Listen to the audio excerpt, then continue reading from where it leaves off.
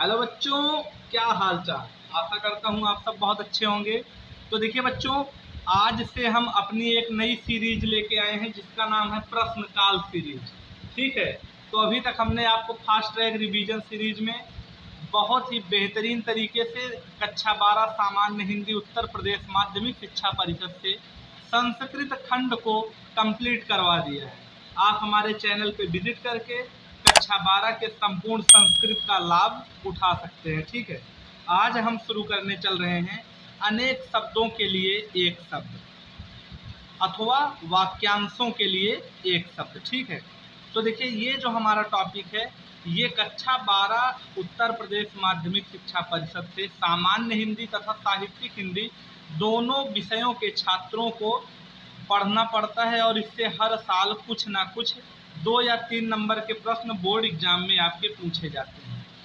और वहाँ तो ये अनिवार्य है ही, उससे ज़्यादा ज़रूरी है हमारा एसएससी सीजीएल और भी कम्पिटिटिव एग्जाम के लिए मोस्ट इम्पॉर्टेंट टॉपिक आजकल के लिए बन गया है। आजकल लगभग टिक वाले सवालों का दौर चल रहा है। एमसीक्यू बहुविकल्पीय बेस्ड क्वेश्चन आते हैं, तो उसमें ये सबसे ज़्यादा ज़रूरी हो जाता है कि आपको कोई एक यहाँ पे वाक्यांश दे देगा और 4 ऑप्शन में एक ऑप्शन आपको सही करना रहेगा। तो उसके लिए ये हमारा जो है ये बहुत ज़रूरी है। ठीक है। तो ये चाहे आप कंपटीशन लेवल के हों या आप कक्षा 12 के हों, आप दोनों के लिए लाभदायक होगा। तो आइए हम अपना समय जाया ना करते हुए अपने इस एक महत्वपूर्ण टॉपिक को शुरू करते हैं। ठीक है। तो देखिए, सबसे पहले आप लोग यह समझ लीजिए कि वाक्यांशों के लिए एक शब्द अथवा अनेक शब्दों के लिए एक शब्द होता क्या है। ठीक। तो जब कोई भी शब्द अपने आप में, ठीक है, एक तो यहाँ पे ये जो डिफिनीशन है आपको दी गई है, लेकिन आपको सरल भाषा में अगर बताएं तो जब कोई भी एक शब्द जो होता है वो अपने अंदर अपनी एक विशेष बात उसके अंदर छिपाए रहे, तो हम वाक्यांशों के लिए एक शब्द को उपयोग कर लेते हैं। ठीक है। जैसे अभी जो अमर हो या जो कभी ना मरे, ठीक है, तो उसको अमर कहेंगे। तो उसके लिए क्या है कि अमर अपने आप में ही एक शब्द है जो कि आपको बता रहा है अपनी एक क्वालिटी। ठीक। तो आइए हम इसको शुरू करते हैं। तो देखिए बच्चों, सबसे पहला शब्द हमारा जो है वो है जो स्त्री कविता लिखती हो। ठीक है। इसमें आपको एक चीज़ का विशेष ध्यान रखना है कि यदि आपका ये जो एक शब्द वाला लाइन चल रहा है, अगर इसमें आपको लिखने में बाई मिस्टेक हो गया, कोई दिक्कत हो गई, इसमें मात्रा गलत हो गई, तो सबसे पहली बात तो ये बहुत ज़रूरी होता है कि ये 1 नंबर के अंदर आता है। दूसरी चीज़, यदि ये गलत हो गया तो आपको बिल्कुल भी नंबर उस पर नहीं दिया जाएगा, क्योंकि इसमें आधा नंबर वाला फंडा काम नहीं करता कि आप एक लाइन लिखिए, अगर गलत हो गया तो आपको आधा नंबर एग्जामिनर दे देगा। बल्कि जो लिखना है वो एकदम सटीक लिखना है। तो इसको आप लोग बहुत ही मन लगा के पढ़िए और देखिए क्या लिखा है। जो स्त्री कविता लिखती हो तो उसको कहते हैं कवयित्री। ठीक है। ये कवित्री नहीं होता है, कवित्री हमारे बोलचाल की भाषा में होता है। इसका जो शुद्ध उच्चारण होगा वो होगा कवयित्री। ठीक। इसको ध्यान रखिएगा, ये मोस्ट इम्पॉर्टेंट है। दूसरा देखिए, जिसे काटा ना जा सके, अकाट्य, जिसकी पहले से कोई आशा ना हो। ठीक है। या जिसकी आशा ना की गई हो, आपको दोनों तरफ से यह जो है शब्द मिल सकता है, तो उसका होता है अप्रत्याशित। ठीक। अब देखिए, इसको एक तरह से और कह सकते हैं कि जिसकी आशा ना की गई हो उसको आशातीत कह सकते हैं। ये दोनों शब्द मिलते जुलते हैं। ठीक। चौथा देखिए, जो आंखों से दिखाई ना दे या जिसे देखा ना जा सके, तो दोनों को अदृश्य कहते हैं। ठीक। ये दोनों कॉमन है। पांचवा देखिए, जो जाना ना जा सके उसको कहते हैं अज्ञेय। ठीक। और हमारे हिंदी भाषा में एक बहुत बड़े अज्ञेय नामक कवि हैं, तो उनका पूरा नाम आपको डिफो कमेंट में लिख के बताना है। ठीक है। अब आगे देखिए बच्चों, छठवां जो है हमारा वो है पृथ्वी और आकाश के बीच का स्थान, उसका नाम होता है अंतरिक्ष। ठीक। जिसे कोई जीत ना सके या जिसे जीता ना जा सके, तो उसे कहते हैं अजेय। ठीक। तो ये दोनों शब्द आपका कॉमन है, ये दोनों शब्द आपका कॉमन है। ठीक है। अब देखिए बच्चों, अगला शब्द हमसे क्या कह रहा है, जिसकी कोई उपमा ना हो, अनुपम। ठीक। अब देखिए, जिसका कोई शत्रु पैदा ना हुआ हो, अजात शत्रु। ये देखिए, यहाँ पे जितने भी बार बोर्ड एग्जामिनेशन में प्रश्न पूछे गए हैं उनका वर्ष लिख दिया गया है।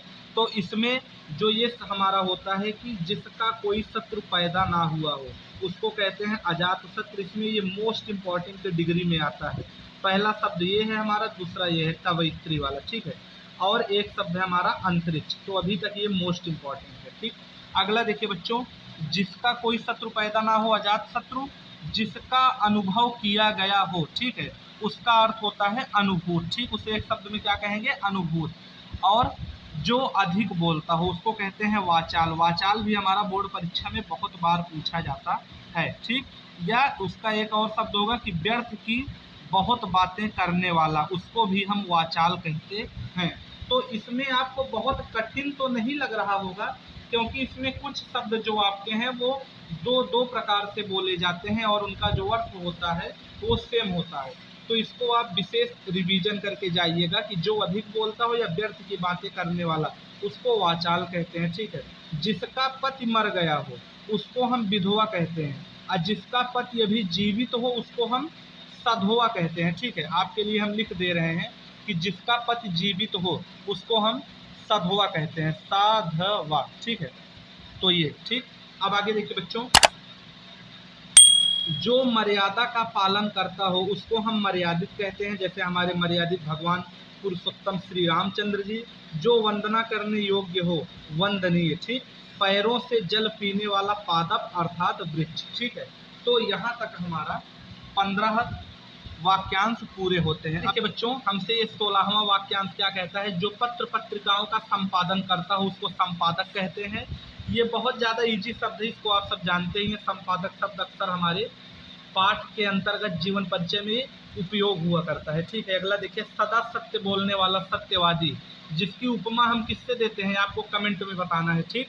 अगला देखिए, अपने आप को धोखा देने वाला, आत्मवंचक। ये जो शब्द है इसको आप बार बार, जो कठिन शब्द आ रहे हैं उसको आप बार बार लिख के प्रैक्टिस करिए, क्योंकि इसमें यही दिक्कत होता है कि यदि आपका मात्रा गलत हो गया तो आपको नंबर नहीं मिलेगा, ठीक। अब देखिए, ईश्वर में विश्वास रखने वाला, आस्तिक, जिस पर अभियोग लगाया गया हो, अभियुक्त। ये जो अभियुक्त वाला शब्द है ये भी आपका मोस्ट इम्पॉर्टेंट के कैटेगरी में आता है, ठीक है। जिसे क्षमा किया जा सके वो होता है क्षम्य, और जिसे क्षमा ना किया जा सके वो होता है अक्षम्य, ठीक। इसके आगे छोटा आ लगा दीजिएगा तो ये अक्षम्य हो जाएगा, ठीक। और जो अक्षम्य वाला है वो इस क्षम्य वाले से ज़्यादा इम्पॉर्टेंट है, इसलिए उसको ज़्यादा याद करके जाइएगा। अगला देखिए, जो नष्ट होने वाला हो, क्षयी या क्षयशील, ठीक है।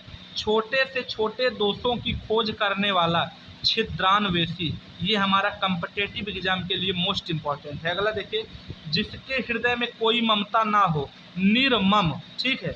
और जो ममत्व से रहित हो, रहित का अर्थ होता है कि ना होना, ठीक है। जो ममत्व से रहित हो अर्थात जिसके हृदय में कोई ममता ना हो उसको कहते हैं निर्मम। तो ये दोनों हमारे कॉमन शब्द यहाँ पे एक बार फिर से मिल गए, ठीक। अगला देखिए बच्चों, वह स्थान जहाँ धरती और आकाश मिलते दिखाई देते हों उसे हम क्षितिज कहते हैं। तो धरती और आकाश के बीच का स्थान अंतरिक्ष, और वह स्थान जहाँ धरती और आकाश मिलते दिखाई देते हों उसको क्षितिज। ये दोनों शब्द बच्चों को बहुत कंफ्यूज करते हैं और मोस्ट इम्पॉर्टेंट भी होते हैं, तो इसको जरूर याद करके जाइएगा। यह आपको एक तरह से और एग्जामिनर दे सकता है कि धरती और आकाश के बीच का स्थान उसको क्षितिज कहते हैं। तो ये आपका एक कॉमन शब्द ये हो गया, ठीक है। अब देखिए बच्चों, बिना पलक झपकाए या गिराए हुए तो उसको कहते हैं प्रनिमेष या निर्निमेष। तो प्रनिमेष थोड़ा लिखने में आसान रहेगा, इसको याद करिएगा। फिलहाल बहुत जरूरी ये शब्द नहीं है, इसको आप हटा भी सकते हैं, ठीक है। जिसे प्राप्त करना कठिन हो उसको कहते हैं दुर्लभ, ठीक। जिसे प्राप्त करना कठिन हो उसे कहते हैं दुर्लभ। जिसे समझना कठिन हो, देखिए बच्चों अगला शब्द है जिसे समझना कठिन हो उसको कहते हैं दुर्बोध, ठीक। अब देखिए, जिसका ज्ञान थोड़ा हो, अल्पज्ञ, कि कहते हैं ना कि अध जल गगरी छलकत जाए। तो उसका अर्थ क्या होता है कि अल्प ज्ञान वाला व्यक्ति ही अपने आप को ज़्यादा दिखाता है या ज़्यादा अपने ज्ञान का दिखावा करता है। तो उससे रिलेटेड ये होता है हमारा कि जिसका ज्ञान थोड़ा हो तो उसको कहते हैं अल्पज्ञ। ये हमारा इम्पॉर्टेंट के कैटेगरी में शब्द आ रहा है, ठीक है। अब देखिए, जिसका वचन या वाणी द्वारा वर्णन ना किया जा सके उसको कहते हैं अवर्णनीय। ये देखिए हमारा ये कई बार पूछा गया है, तो ये आपको जरूर याद करके जाना है। ये मोस्ट इम्पॉर्टेंट के कैटेगरी में है और अल्पज्ञ हमारा इम्पॉर्टेंट के कैटेगरी में है। अब देखिए तीव्र बुद्धि वाला उसको कहेंगे कुशाग्र बुद्धि। ठीक, आगे देखिए जीवित रहने की प्रबल इच्छा, इसे कहते हैं जिजीविषा। ये भी शब्द हमारा मोस्ट इम्पॉर्टेंट के कैटेगरी में है। आप एक काम और कर सकते हैं कि जो हम आपको इम्पॉर्टेंट और मोस्ट इम्पॉर्टेंट बता रहे हैं उसको आप अपने कॉपी में एक जगह अलग से नोट कर लीजिए। ठीक है, अब देखिए बच्चों आगे अगला हमारा शब्द हमसे क्या कह रहा है, जिसे अपनी इंद्रियों को जीत लिया हो। जिसने अपनी इंद्रियों को जीत लिया हो उसे कहते हैं जितेंद्रिय। ठीक है, इसमें छोटे ई की मात्रा रहेगी, इसको गलत ना करिएगा कि बड़ा ई जितेंद्रिय ना करिएगा, इसे जितेंद्रिय करने का। नहीं तो यदि आपका कॉम्पिटिटिव लेवल में पूछा जाएगा और ऑनलाइन माध्यम से काफ़ी चेकिंग होगी तो उसको कंप्यूटर गलत कर देगा, तो इसको आप जरूर से जरूर ध्यान रखिएगा। अगला देखिए जानने की इच्छा रखने वाला जिज्ञासु। और जिज्ञासु से ज़्यादा अभी तक कोई पूछा गया नहीं है। ठीक है, सेट कर दो आराम से।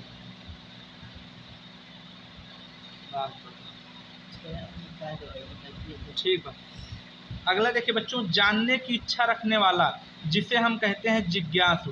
और जिज्ञासु से ज़्यादा भी कोई पूछा नहीं गया। ये देखिए 14, 16, 17, 19 लगातार पूछा गया है, तो ये आपको मोस्ट इम्पॉर्टेंट के कैटेगरी में रख के याद करके जाना है।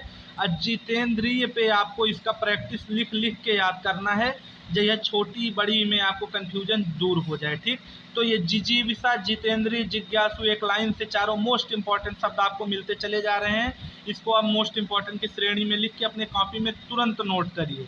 अगला देखिए किए गए उपकार को मानने वाला कृतज्ञ और किए गए उपकार को ना मानने वाला कृतज्ञ, ये दोनों बहुत ज़्यादा कंफ्यूज करता है, तो इसको आप अपने हिसाब से याद करिए, ये इम्पॉर्टेंट के श्रेणी में आता है। ठीक, अब देखिए पीछे चलने वाला अनुगामी। ठीक, पीछे कौन चलता था, हमारे लक्ष्मण भैया चलते थे भगवान श्री राम के पीछे पीछे, तो लक्ष्मण जी भगवान श्री राम के अनुगामी थे। ठीक, तो पीछे चलने वाला अनुगामी। अब देखिए जिसकी कोई सीमा ना हो असीम। ठीक, कि जिसकी कोई सीमा ना हो उसको हम असीम कहते हैं। और जिसे सहन ना किया जा सके असहनीय। जिसे सहन किया जा सके वो सहनीय होगा और जिसे ना किया जा सके उसको असहनीय कर दीजिएगा। ठीक, अब देखिए जो पढ़ना लिखना जानता हो साक्षर, जो ना जानता हो उसको तो लोग अनपढ़ कहते हैं, लेकिन जो पढ़ना लिखना जानता हो उसको साक्षर कहते हैं। तो ये आपका इम्पोर्टेंट के श्रेणी में आएगा, इसको आप लिख लीजिएगा। अब देखिए 100 वर्ष की आयु पूरी करने वाला शतायु। ठीक, इसको शतायु कहते हैं, ये भी आपका इम्पोर्टेंट है। शरण में आया हुआ शरणागत कि प्रभु हम भी शरणागत हैं स्वीकार करो तो जाने, एक भजन है ना, तो उसके हिसाब से आप इसको याद करिएगा कि शरण में आया हुआ उसको कहते हैं शरणागत। ठीक है, संयम से और कम खर्च करने वाला। ठीक है, ये क्या कह रहे हैं हमसे वाक्यांश कि संयम से और कम खर्च करने वाला, कि जो कम तो खर्च करता हो लेकिन कम कौन खर्च करेगा, जो अपने बजट को जानेगा, जो अपने आप को समझेगा। तो धैर्यता से और कम खर्च करने वाले को कहते हैं मितव्ययी।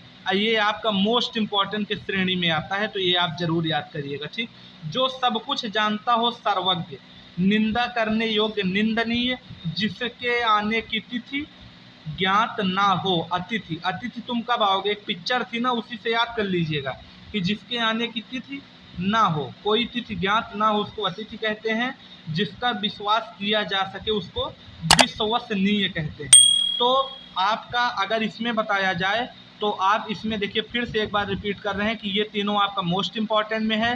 उसके बाद में आपका जो कृतज्ञ और कृतघ्न है इसको आप एक बार अपने हिसाब से देख लीजिएगा, क्योंकि इसमें सिर्फ ना का अंतर है कि किए गए उपकार को मानने वाला कृतज्ञ और ना मानने वाला कृतघ्न होगा। ठीक है, और उसके बाद में आपको याद क्या करना है, साक्षर जो पढ़ना लिखना जानता हो, 100 वर्ष की आयु पूर्ण करने वाला शतायु, शरण में आया हुआ शरणागत, संयम से और कम खर्च करने वाला मोस्ट इम्पॉर्टेंट है मितव्ययी। ठीक है, और जो सब कुछ जानता हो सर्वज्ञ निंदनीय, ये दोनों आप आराम से ना भी करें तो कोई दिक्कत नहीं है। जिसके आने की तिथि ना हो ये आपका मोस्ट इम्पॉर्टेंट में आएगा। ठीक, अब देखिए बच्चों अगला वाक्यांश हमसे क्या कहता है, जिस पर कोई ऋण ना हो उसको कहेंगे ऋणहीन या उऋण। उऋण हमने लिख दिया है क्योंकि कभी कभी ये आपके 4 ऑप्शन में मिलता है और ऋणहीन नहीं देता, तो इसमें कंफ्यूज ना होइएगा कि जिस पर कोई ऋण, ऋण का अर्थ होता है कर्जा या ब्याज, कि जिस पर कोई ऋण ना हो उसको उऋण कहते हैं। जिस स्त्री का पति जीवित हो, अभी हम आपको पीछे लिख के बताए थे, यहाँ पे मिल भी गया कि जिसका पति ना हो विधवा होगा, और जिसका पति जीवित हो उसको हम सधवा कहते हैं। ये आपका मोस्ट इम्पॉर्टेंट में आता है, ठीक है, इसको जरूर देख लीजिएगा। अगला देखिए, जिसकी तुलना ना की जा सके अतुलनीय, ठीक। आगे, राज्य के प्रधान शासक द्वारा दिया या निकाला गया आदेश राज्यादेश, ये आपका राज्यादेश भी बहुत ज़्यादा इम्पोर्टेंट है, ठीक। प्रायः वर्षा ऋतु में आकाश में दिखाई देने वाला 7 रंगों का धनुष, तो इसमें यदि आप कंफ्यूज हो तो इसमें आपको 7 रंगों का धनुष ध्यान में रख के जाना है, और इंद्रधनुष पे टिक लगा के बेहतरीन नंबर पा लेना है, ठीक है। आगे देखिए, जिसका मन किसी दूसरी ओर लगा हो अन्य मनस्क होगा इसका। ये ज़्यादा कठिन आता नहीं है, नहीं बच्चे लिख ही नहीं पाएंगे, नंबर क्या होगा। आगे देखिए, सारे शरीर की हड्डियों का ढांचा कंकाल, अंग्रेजी में क्या कहते हैं उसको आप कमेंट में बताइएगा, ठीक। जिसके 4 पैर होते हैं उसको चौपाया कहते हैं।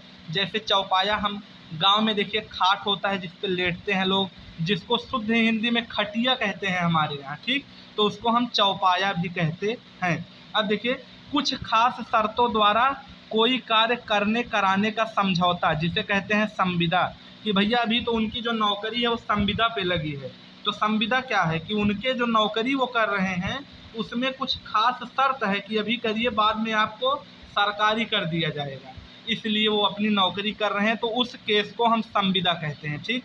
आगे देखिए, अधिक समय तक जीवित रहने का इच्छुक, की जो सोच रहा है कि हमको अभी 200-300-400 साल जीना है, उसको कहेंगे क्या, जिजीविषु या जिजीविषा दोनों कह सकते हैं, ठीक है। चाहे यहाँ छोटे ऊ का मांत्र लगाइए चाहे बड़े आ का मांत्र लगाइए, कोई दिक्कत नहीं है, ठीक। किसी काम को चित्त लगाकर करने वाला उसको कहते हैं दत्त चित्त, ठीक। अब आगे देखिए बच्चों, अलग अलग अवयवों को एक में जोड़ना, इसको समन्वय कहते हैं। अब देखिए, सर्वसाधारण से संबंधित, तो इसको कहते हैं समष्टि मूलक, ठीक। आइए, जो आपका लगातार अगर बहुत ज़्यादा कठिन शब्द इसमें मिल रहा है तो वो आपको सिर्फ जो कंपटीशन वाले बच्चे हैं वो ध्यान दें, बाकी जो जिनको बोर्ड एग्जाम देना है उनके लिए हम जो मोस्ट इम्पॉर्टेंट और इम्पॉर्टेंट के श्रेणी में शब्द रख रहे हैं उसके आगे एक भी शब्द आपको नहीं मिलेगा, उसके लिए आप निश्चिंत रहिए। आगे देखिए बच्चों, तो सर्वसाधारण से संबंधित समष्टिमूलक, जिसका दमन ना किया गया हो दुर्दम में, ये भी कभी कभी पूछ लेता है, भूले बिसरे पूछता है लेकिन पूछ लेता है। अब देखिए, रास्ता दिखाने वाला पथ प्रदर्शक, कि हमारे गुरु क्या होते हैं, हमारे पथ प्रदर्शक होते हैं।